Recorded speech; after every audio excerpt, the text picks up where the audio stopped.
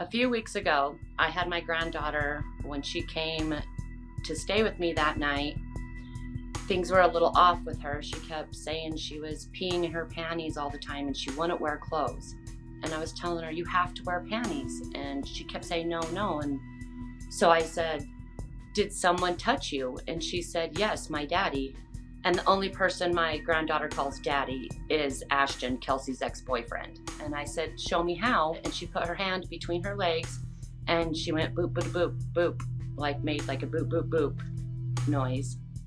I told Kelcey, and then when Kelcey showed up, she looked at her mom and said, maybe the fairies came in my room at night and took my panties off and played with my pee pot and then put them back on. So after Kelcey heard about the fairy thing, she took off, went to Ashton's house, got her other two daughters and her stuff, and told Ashton what had been said. These past few weeks, I've gotten more angrier and more angrier and more angrier every day because she keeps doing odd things, really odd. She just went to give me a kiss and she ended up sticking her tongue in my mouth. And I said, you don't do that? Who does that? And she said her dad. I feel like Ashton has molested my granddaughter because within 2 days she came back to my house acting completely different, acting out sexually, saying things that are just bizarre that you don't just come up on your own for a 4-year-old. I did not like Ashton when he came into my daughter's life. They met online. Within a week, she was moving to Arizona with him. Ashton and Kelcey lost their apartment, and so they needed a place to live. So we invited them, of course, into my house. And Ashton has no boundaries. Like, he walks around in his underwear.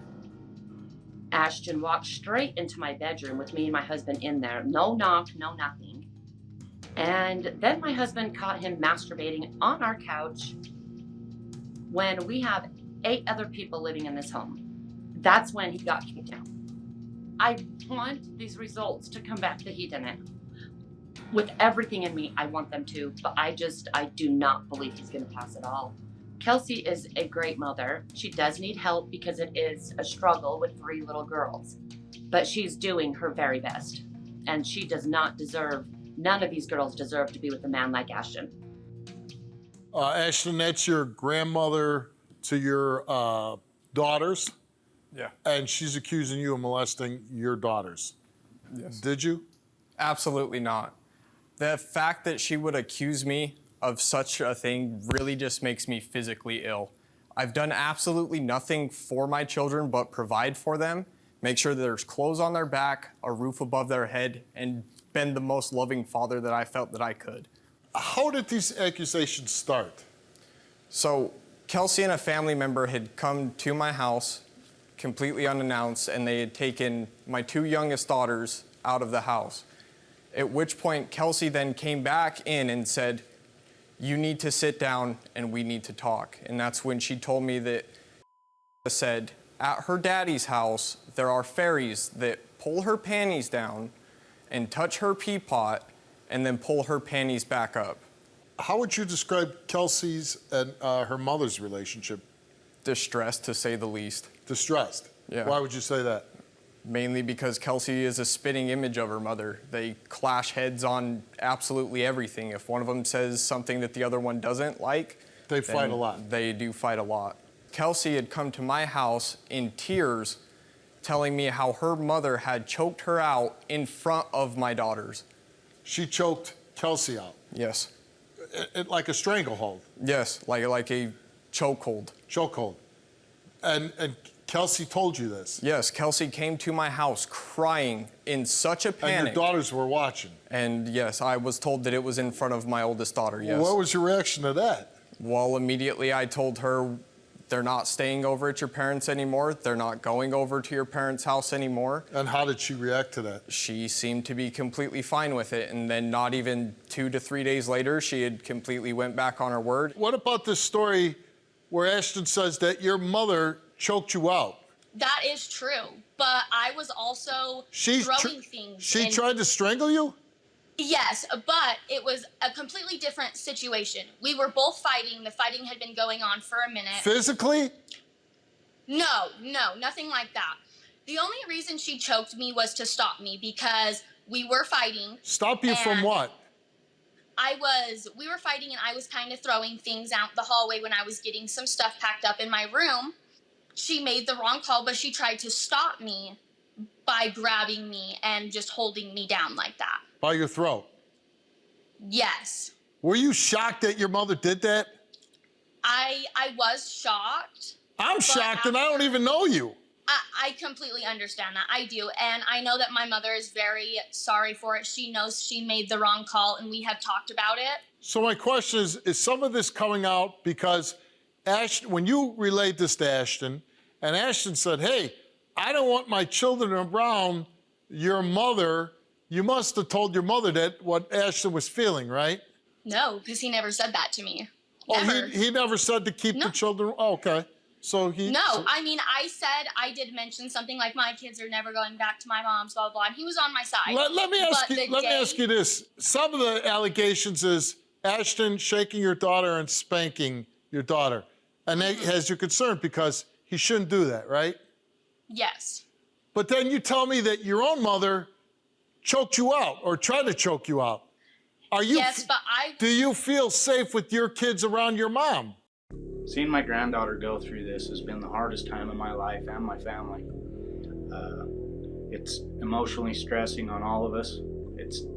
She is not the same as what she was growing up. I'm not surprised that everything points back to Ashton. He's been strange ever since I've met him, doing odd things around my house, his house. He's just not right. I heard that my granddaughter had been spanked and shook by Ashton. It breaks my heart. It makes me furious. It makes me want to go shake him. As a grandfather, I feel like I have failed because I wasn't there to protect them from everything bad. If Ashton fails this test for molesting any of my granddaughters or touching them in any sexual way, I honestly don't know what I will do. I know that this kid is going to be in prison for the rest of his life. Ashton doesn't know what it means to be a father. It's the greatest gift that you can ever have. And he ruined it in every way. And I don't think he'll ever be a part of this family ever again if I have anything to do with it. So Ashton is here. He took a lie detector test. Did you use too much force when you spanked your adopted daughter? He answered yes. He told the truth. Did you spank your adopted daughter more than 2 times that you admitted? He answered no. He told the truth. We then go on to ask him about molesting the daughter. Did you touch your adopted daughter on her privates for your own sexual gratification? Ashton answered no. Did you at any time teach your adopted daughter to lay down and lift her legs up for your sexual arousal purposes? He answered no. Did you touch your 9-month-old daughter on her privates for your own sexual gratification? He answered no. Did you touch your 1-year-old daughter on her privates for your own sexual gratification? He answered no. The results came back all the same to those 4 questions, and it came back that Ashton told the truth. Now, you know, this is where I have to inject, right? Yeah. I didn't think you were a molester, but why don't you go out and play with your kids when you have them? It doesn't take any money, it doesn't take anything but your time to be playing with your daughters. I don't have a good reason for you, Steve. Well, but that's even worse. You need to grow up, okay? Yes, sir. You need to grow up real fast. Every time you're with your kids, that's got to be the priority, the focal point, making them happy, spending time with them. If you told me you didn't have kids, hey man, do whatever you want. No, I don't give a damn. But once you decide to become a father, there's so many things that go out the window that you don't get because now you're a dad.